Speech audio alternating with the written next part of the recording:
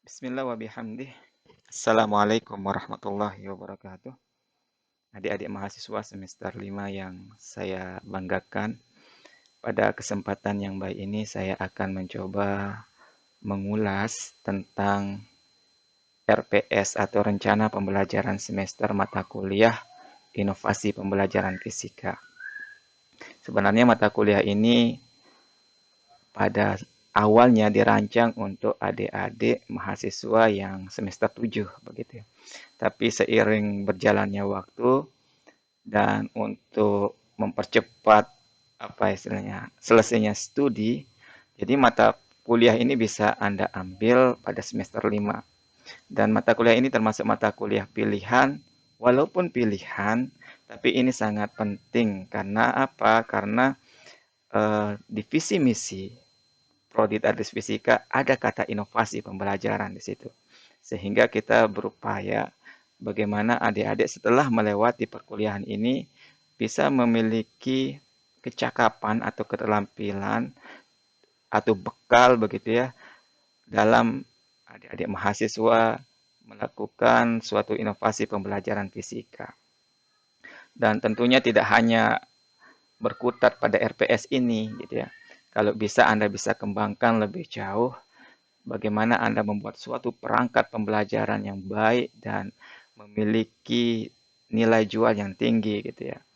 Atau misalnya ketika Anda buat video pembelajarannya begitu dilihat sekilas langsung orang yang melihatnya paham gitu ya, apa yang terkandung dalam video tersebut. Nah, di awal perkuliahan saya menekankan bagaimana di situ pembelajaran di era revolusi 4.0. Kenapa ini penting? Karena kita hidup di zaman itu gitu. Bagaimana erupsi teknologi itu sangat signifikan gitu ya perkembangannya gitu ya.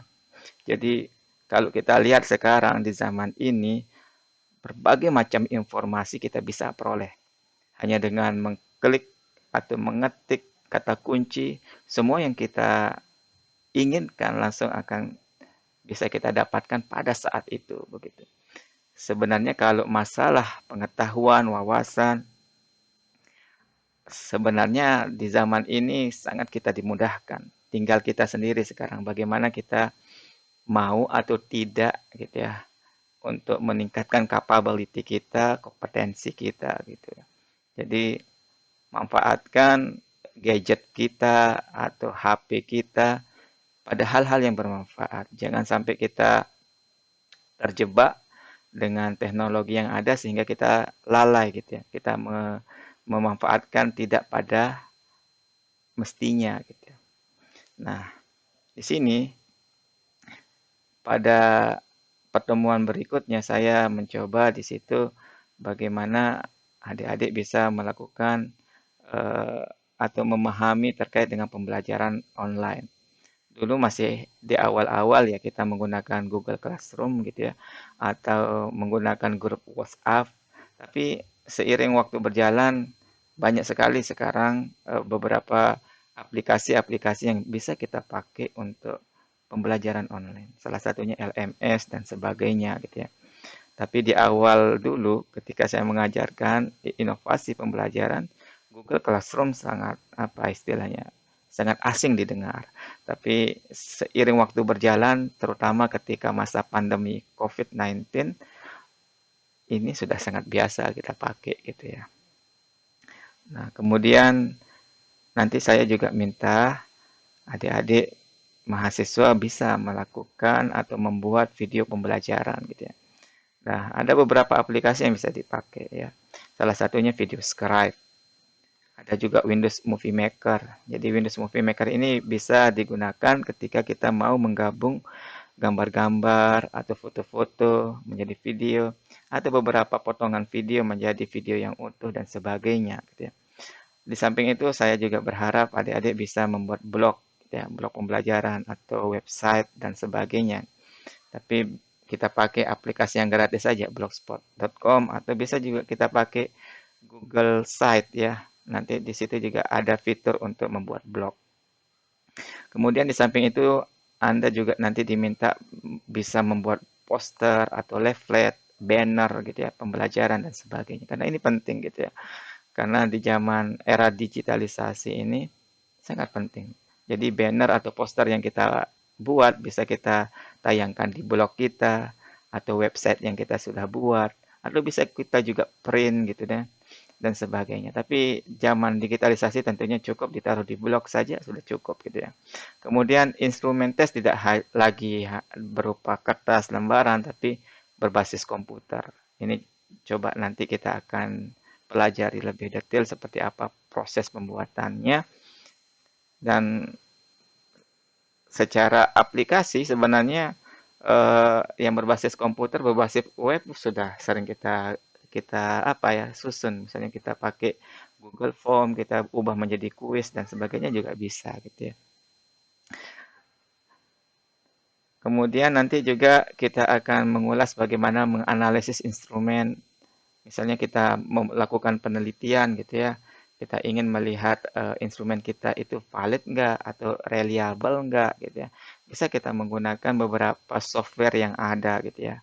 Apalagi di zaman digitalisasi sekarang ini, kita bisa menggunakan software Anates misalnya, atau dibantukan dengan SPSS gitu ya, dan sebagainya. Atau juga bisa kita menggunakan software-software yang sudah jadi pada Microsoft Excel, bisa sekali gitu ya. Nah, di paruh semester berikutnya atau setelah ujian tengah semester, kita akan mencoba untuk membahas tentang HOT. Jadi soal-soal yang memiliki tingkatan yang higher order thinking skill gitu ya, lebih lebih apa ya, kalau di taksonomi belum di antara C4 sampai C6 gitu. Ini juga bisa kita kupas lebih detail karena eh, pada saat ini tentunya higher order thinking skill ini sangat penting untuk kita pelajari, khususnya yang berpikir kritis dan berpikir kreatif gitu ya. Karena ini penting untuk dibina dari awal untuk siswa kita, mahasiswa kita, supaya ketika mereka keluar gitu ya dari kampus, dari sekolah, mereka memiliki bekal berpikir yang cukup tinggi, sehingga dalam melakukan pemecahan masalah atau dalam memberikan solusi dalam problematika yang ada, mereka bisa lebih adaptif, lebih apa istilahnya, lebih inovatif dalam memberikan solusi-solusi yang ada gitu. Nah, tentunya yang penting juga bagaimana kita bisa menelaah kurikulum yang terbaru gitu ya. Mungkin sekarang K13 nanti akan berubah lagi kurikulumnya. Nah, kita akan kupas sedikit kurikulum terbaru yang kita miliki sekarang supaya nanti ketika Anda belajar atau mengajarkan fisika di sekolah atau mungkin di dunia kampus sebagai yang mau jadi dosen, tentunya ini sangat penting gitu ya. Nah, tentunya nanti juga saya ingin melihat bagaimana Anda membuat suatu perencanaan, pembuatan lesson plan gitu ya, pembelajaran yang inovatif gitu ya. Saya akan memberi tugas besar di situ dan nanti kita akan lihat apakah bisa dipresentasikan atau tidak. Nanti kita akan coba sesuaikan dengan kondisi yang ada gitu ya. Tentunya laporan yang akan Anda kumpulkan nanti. Nah, terkait dengan penilaian, tentunya saya tidak hanya menilai hasil saja, tapi saya juga menilai prosesnya, bagaimana keaktifan Anda di kelas, bagaimana Anda menyelesaikan tugas-tugas yang diberikan, gitu ya. Bagaimana Anda juga memiliki sikap dan attitude yang baik, gitu. Itu menjadi nilai-nilai plus dan membantu nilai Anda pada penilaian akhir.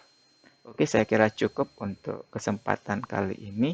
Semoga apa yang disampaikan bisa dipahami dan dimengerti dan dilaksanakan gitu ya. Kalau memang ada yang kurang jelas, silahkan kita diskusikan. Oke, saya kira cukup. Terima kasih atas perhatiannya. Wabillahi taufiq wal hidayah. Wassalamualaikum warahmatullahi wabarakatuh.